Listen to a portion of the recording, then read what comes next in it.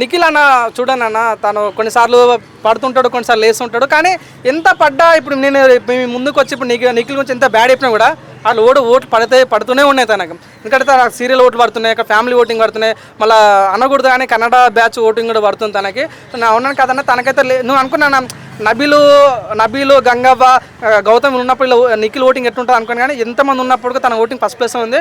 So నాకు అనుకోసం ఒక 0.0 ఆ రకంగా అయినా సరే నిఖిల్ 1% ఎక్కువ ఉంటాడు గౌతమ్ కన్నా. చెప్పలేమన్నా నిజంగా అవునా కాదన్నా, తనకైతే ఓటింగ్ ఫస్ట్ ప్లేస్ లో ఉంది. ఎప్పుడు ఫస్ట్ ప్లేస్ ఉన్నాడు. అదే షాక్ అయితే నాకు గంగ ఉన్నా ఫస్ట్ ప్లేస్ ఉన్నాడు, నబీల్ ఉన్నా ఫస్ట్ ప్లేస్ ఉన్నాడు, గౌతమ్ ఉన్నా ఫస్ట్ ప్లేస్ లో ఉంటుండే. అసలు ఏంది అసలు మ్యాజిక్ అర్థం కావట్లేదు. సో తనకైతే ఓటింగ్ అయితే పడుతుంది అన్న, జెన్యున్ ఓటింగ్ పేరు ఓటింగ్ తెలియదు కానీ ఓటింగ్ అయితే పడుతుంది. ఇదే ఓటింగ్ కంటిన్యూ అయితే మాత్రం కప్పు ఈజీ కొట్టుకోతాడు ఈజీగా. నేను అనుకుంటున్నా అండి పృథ్వీ వర్సెస్ ముక్కా అవినాష్ ఛాన్స్ ఉంది.